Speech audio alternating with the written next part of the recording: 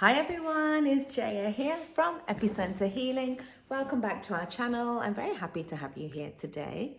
So I just had a bit of a divine thread come in and it is about the ego. So I do have on our channel some videos about the dark night of the soul. Please have a look at those because that's a lot to do with breaking down of the ego and deconstruction of programming within the mind.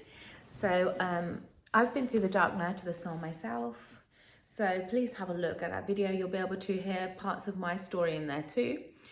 And also there is a book written by Eckhart Tolle or Tolle, called The Power of Now, which is very much centered around the dark night of the soul. I read that book when I was, how many years ago now? 7 years ago.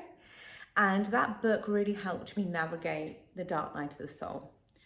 So the reason why I feel as though I've been called to talk about the ego today is because it's one of the greatest reasons of separation within mankind. And ego is a reason for a lot of suffering. I just released a video, the spiritual angle to overcoming anxiety and holistic tips. So check that out because it ties into this video. It ties into this video because everything that we do in this life, ultimately, it just comes down to how happy we feel. Everything that we do, it comes down to how happy we feel. The happiness keeps us alive. The happiness keeps us alive. The people who make us happy, the places that we visit that make us happy, and the things that we do that make us happy.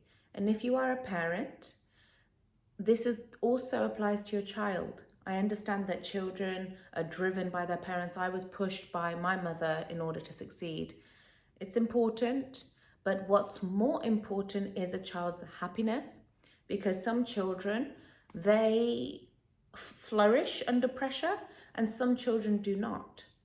And that's to do with their soul and actually their life purpose, what they came to this planet to do. Because whatever we came here to do, we will be able to do it effortlessly and we will be taken care of anyway. We'll be taking care of the divine force. So it's really important for us to be happy. And the reason why this ties into the video today about the ego is because the ego's job is to separate us. The ego is essentially within the mind. Spiritually, you could call it, I mean, it's a bit extreme, but spiritually, you could call it the devil's mind or the negative energy mind, whatever you want to call it. But it's centered around separation. The ego is centered around competition. And it's not designed for human flourishment.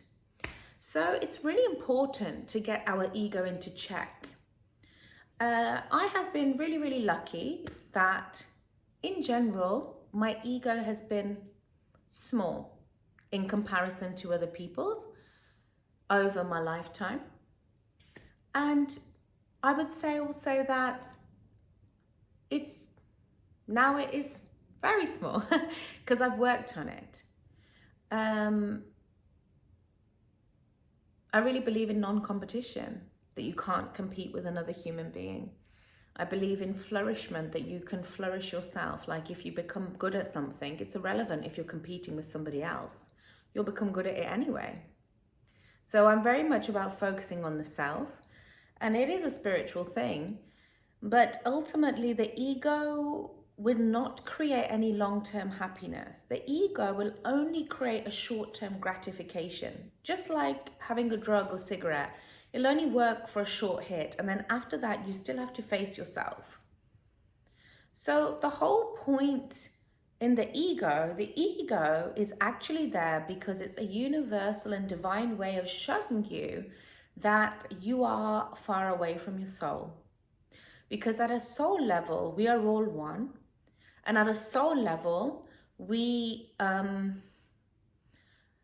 all light, love, and we have our own individual purpose. So there's no competition anyway. The competition was set up by the construction here on the planet. And if you want to say like a negative energy or a dark energy, that's where competition was set up. But really, what lives and exists in the highest magnitude close to God is love, light, and the soul. And the soul and the true purpose. And that's individual to everyone. My soul is individual to your soul. But the beauty of the soul is still the same. So with regards to the ego, the reason why it's really important to override the ego in the long run is because it will never make you happy. It will pretend that it makes you happy to be the prettiest girl in the room, to be the most muscly guy in the room or the richest man in the room. But I've seen the outcome of these people, these constructs of people, and they're still not happy. The people who are the happiest are the people who have genuine love in their life, and they have an environment that they work in, that they love in, they are loved by others. And the people who are happiest are living with a purpose and a meaning.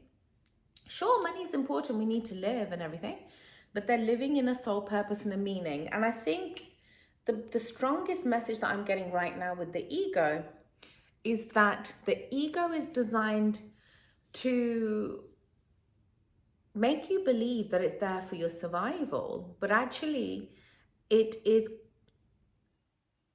there as a test. So in our Hindu religion, we believe in karma, and it's a term that everyone's familiar with now.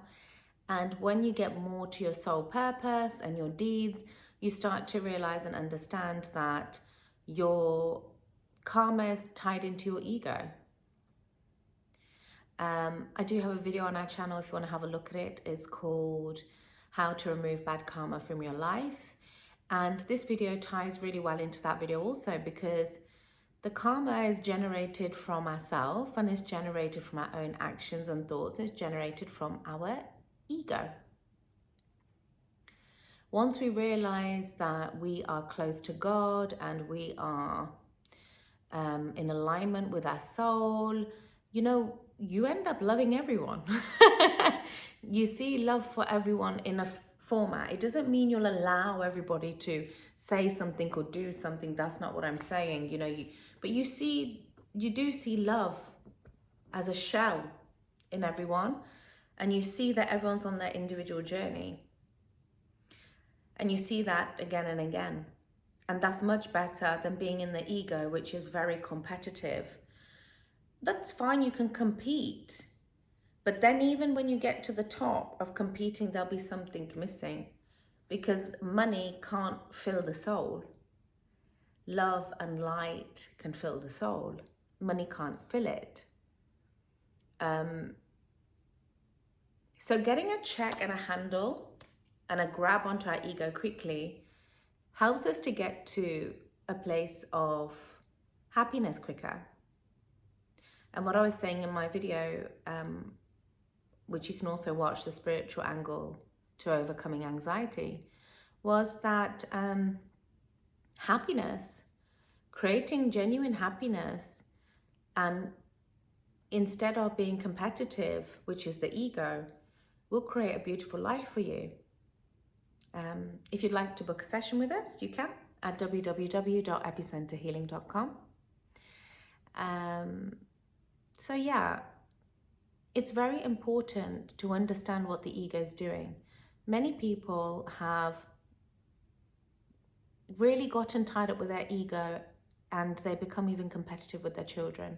So I've seen this time and time again, either competitive or controlling, and it's just not going to lead to a good life. Good life is free will, love, light, happiness, empowerment, and these are all the opposite things to the ego. Nobody is centrally God here on this planet. We're all here, and we're all here to collaborate, and we're all here to bring out the good in one another, not to hurt one another and not to fight and not to be jealous of one another. So this topic of overcoming the ego, it will lead you to a life of greatness. So I really hope that this video resonated with you well today. And I hope that the other videos that I've signposted, such as Overcoming Anxiety, the Spiritual Angle, The Dark Night of the Soul, these will help you in getting to a point of happiness. When we start to deconstruct all the programming and all the trauma from our ancestors, we start to break it down. We start to see just beauty and light, beauty and light. Whatever we see in ourselves, we then see in others. And that's all it is, really. The ego is also this big nutshell of ancestral trauma and generational trauma. And we don't need that. What we need is a beautiful life. What we need is a man or woman or whatever you identify with that we are all in love with, or they're in love with us. We need sincerity. We need support. We need upliftment of one another. We need forgiveness, but it's hard. Forgiveness is a hard topic. It's something that I've had to delve into again and again. And if we haven't got that space, then we need to create a separation in order to heal. So it's a more beautiful life when you live from your heart rather than the ego. The ego will always want to isolate you, but the heart will always bond you somewhere. And following your heart in that sense will give you guidance to a better life, will make, even more beautiful things come out of you to others.